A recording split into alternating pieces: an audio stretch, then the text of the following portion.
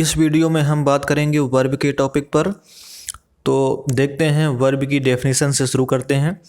Verb की definition है a verb is a word which says something about a subject. इसी की हमने दूसरी डेफिनेशन लिख रखी है, a verb is a word which denotes an action. यानी कि वह शब्द जो किसी व्यक्ति या वस्तु के बारे में कुछ कहता है वर्ब कहलाता है। दूसरे शब्दों में अगर हम बात करें तो वह शब्द जिससे किसी कार्य के करने या होने का बोध हो वर्ब कहलाता है। यहाँ पे कुछ एग्जाम्पल्स हमने लिख रखे हैं, जैसे अदिति लाफ्स और आदित्य गोज टू स्कूल। फिर है the boys are eating food, the dog is dead. तो इन सेंटेंसेस में आप देख रहे हैं कि लॉप्स, गोज और आर और इज, ठीक है, ये हैं हमारी वर्ब्स जो क्रमशः अदिति या आदित्य या वाक्य का सब्जेक्ट जो है बॉयज, द डॉग, इनके बारे में कुछ बता रहा है, इनके बारे में कुछ कह रहा है। तो ये शब्द जो है क्या कहलाते हैं? वर्ब्स। कौन कौन से? जैसे लॉप्स हो गया इसमें, और क्या हो गया? गोज हो गया, ठीक है, और क्या हो गया? आर हो गया। हालांकि हमारा ईट भी, ये ईटिंग भी वर्ब है, और इसमें हमारा क्या हो गया? इज। तो ये किसी सब्जेक्ट के बारे में कुछ कह रहे हैं, तो ये शब्द हमारे हो गए वर्ब्स। अब बात करते हैं काइंड्स ऑफ वर्ब की। तो देखिए काइंड्स ऑफ वर्ब में हमने यहाँ पे कुछ तालिका सी बना रखी है, जो इस प्रकार से है कि वर्ब दो प्रकार से, एक फिनाइट वर्ब्स और दूसरी नॉन फिनाइट वर्ब्स, ठीक है। तो एक एक के बारे में, सब के बारे में डिटेल से हम समझेंगे। फिनाइट वर्ब्स के बारे में, फिनाइट वर्ब्स को दो भागों में देखिए डिवाइड किया हमने, एक मेन वर्ब और दूसरा एक्सिलरी वर्ब या हेल्पिंग वर्ब जिसे कहते हैं। और नॉन फिनाइट को हमने बांटा पार्टिसिपल, जीरंड और किसमें? इन्फिनिटिव में, ठीक है। तो यहाँ फिनाइट वर्ब्स के पहले हिस्से देख लेते हैं, मेन वर्ब और एक्सिलरी वर्ब, इनके हिस्से। तो मेन वर्ब के हिस्से बनकर के तैयार हुए तीन। देखिए एक कौन सा? ट्रांजिटिव वर्ब है। ये किसका हिस्सा हुआ? ये मेन वर्ब का। देखिए ट्रांजिटिव वर्ब यानी कि सकर्मक क्रिया, और दूसरा इंट्रांजिटिव वर्ब यानी कि अकर्मक क्रिया। ये ट्रांजिटिव वर्ब और इंट्रांजिटिव वर्ब क्या है? ट्रांजिटिव वर्ब ऐसी क्रिया जिसके साथ में ऑब्जेक्ट आता है, और इंट्रांजिटिव वर्ब यानी कि ऐसी क्रिया जिसके साथ में ऑब्जेक्ट नहीं आता है, उसे हम इंट्रांजिटिव वर्ब कहते हैं। इसी में है अगला हमारा लिंकिंग वर्ब। ये किसके हिस्से हैं? मेन वर्ब के। तो लिंकिंग वर्ब, इन सब के बारे में हम अगले वीडियो में डिटेल से जानेंगे। अब बात करते हैं एक्सिलरी वर्ब के हिस्से कौन कौन से। एक्सिलरी वर्ब को ही हम कह दे सकते हैं हेल्पिंग वर्ब। तो एक्सिलरी वर्ब के यहाँ पे हमने देखिए दो हिस्से बनाए हैं, एक है हमारा प्राइमरी एक्सिलरीज और मॉडल एक्सिलरीज। तो प्राइमरी एक्सिलरीज के यहाँ पे तीन हिस्से बन करके आए हैं। कौन सा? B, have, do. बी का मतलब बी फॉर्म ऑफ वर्ब यानी कि इज, एम, आर, वाज, वर, ठीक है। हैव यानी कि हैज, हैव, हैड, और डू, डज, डिड, ये हो गए। तो ये किसके हिस्से हुए? प्राइमरी एक्सिलरीज के हिस्से हुए। अब नॉन फिनाइट वर्ब्स के देखिए हिस्से हमने आपको बताया कि पार्टिसिपल, जीरंड और इन्फिनिटिव। अब बात करते हैं पार्टिसिपल की। तो पार्टिसिपल के तीन हिस्से हो गए, एक present participle, past participle, perfect participle. ये सब अभी हमने काइंड्स ऑफ वर्ब की इस तालिका के माध्यम से समझे।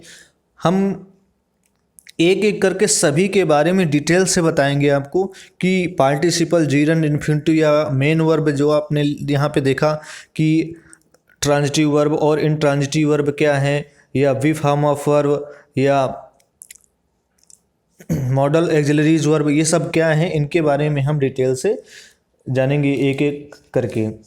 अब बात करते हैं हम, जैसे पहले काइंड्स ऑफ वर्ब में से दो प्रकार बताए हमने आपको, एक फिनाइट और दूसरा नॉन फिनाइट के बारे में। तो इनके बारे में बात करते हैं।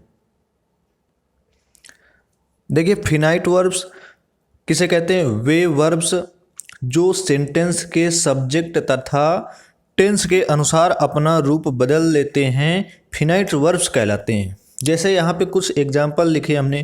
आई want to write, he wants to write, she wanted to write. ऊपर हमने बताया कि वे वर्ब्स जो सेंटेंस के सब्जेक्ट तथा टेंस के अनुसार अपना रूप बदल लेते हैं, फिनाइट वर्ब्स कहलाते हैं। देखिए यहाँ पे सब्जेक्ट हमारा क्या है? पहले वाक्य में आई है, दूसरे में ही है और तीसरे सेंटेंस में क्या है? सी है। और इसमें से फिनाइट वर्ब क्या है कि यहाँ पर आई हमारा जो सब्जेक्ट है इसके अनुसार क्रिया हो गई वांट, और दूसरे सेंटेंस में ही हमारा सब्जेक्ट है तो यहाँ पर वांट्स हो गया। आप देख रहे हैं कि आई वांट यानी सब्जेक्ट आई के साथ वांट मेन वर्ब की फर्स्ट फॉर्म लगी है, तो आप समझ गए होंगे कि ये वाक्य हमारा प्रेजेंट इंडेफिनिट से है और ये भी वाक्य हमारा प्रेजेंट इंडेफिनिट से है। लेकिन अंतर क्या है कि ये सब्जेक्ट हमारा प्लूरल है, इसलिए यहाँ पर प्लूरल वर्ब के रूप में वांट को प्रयोग किया गया है। और यहाँ पर दूसरे सेंटेंस में क्या है कि ही हमारा सब्जेक्ट सिंगुलर होता है, तो यहाँ पर वांट्स को इस सब्जेक्ट के अनुसार सिंगुलर वर्ब के रूप में प्रयोग किया गया है। यानी कि कह सकते हैं कि हमारा जैसा सब्जेक्ट होता है वैसी ही क्रिया होती है। यानी कि सब्जेक्ट आपका सिंगुलर होगा तो वर्ब भी हमारी कैसी लगेगी? सिंगुलर। अगर सब्जेक्ट आपका प्लूरल होगा तो वर्ब भी कैसी होगी? प्लूरल। अब तीसरे सेंटेंस में क्या है कि सब्जेक्ट हमारा सी है, वांटेड सब्जेक्ट के बाद जब मेन वर्ब की सेकंड फॉर्म लगती है तो वाक्य हमारा किस टेंस में? पास्ट इंडेफिनिट में पहुंच जाता है। तो सब्जेक्ट के बाद यहाँ पर मेन वर्ब की सेकंड फॉर्म लगना यानी कि इस सब्जेक्ट के अनुसार इस क्रिया का रूप बदल रहा है, ठीक है। लेकिन जो इसी के आगे जो क्रिया लिखी हुई है राइट राइट राइट, देख रहे हैं आप कि इनमें से कोई अंतर नहीं आ रहा है, ना तो इनमें से सब्जेक्ट का प्रभाव पड़ रहा है और ना ही टेंस का। लेकिन इसके पहले जो सब्जेक्ट के तुरंत बाद वर्ब लिखी है इनमें प्रभाव पड़ रहा है। क्या कि अगर सब्जेक्ट प्लूरल था तो यहाँ पर क्रिया भी कैसी हो गई? प्लूरल। सब्जेक्ट यहाँ पे सिंगुलर तो वर्ब भी कैसी? सिंगुलर। यहाँ पर सब्जेक्ट तो सिंगुलर है लेकिन इसका टेंस बदल रहा है। किस टेंस में पहुँच रहा है? पास्ट इंडेफिनिट में।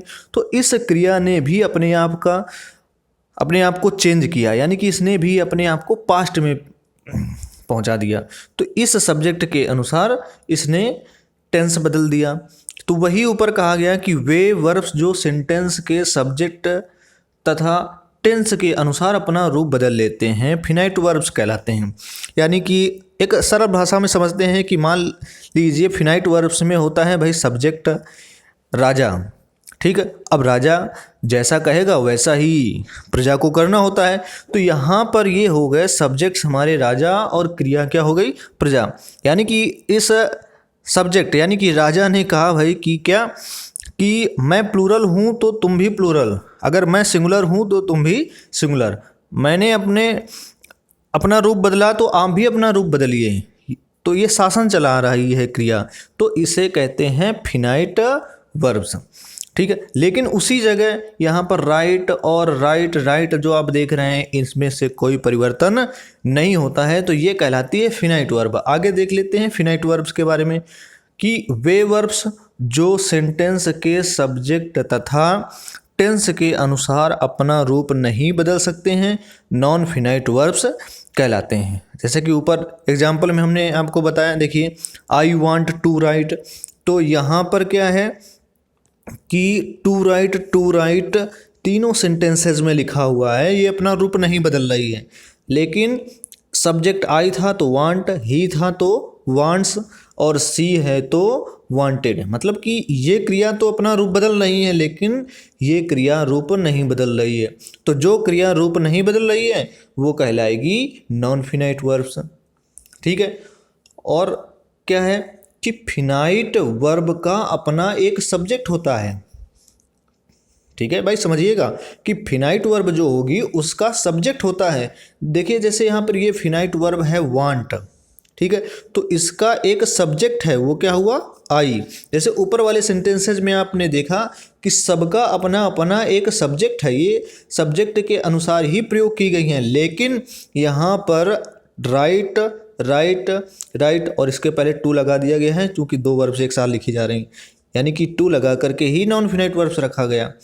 ठीक है, तो यहाँ पर जो है वांट का सब्जेक्ट है आई, तो वही कह रहा है कि फिनाइट वर्ब का अपना एक सब्जेक्ट होता है।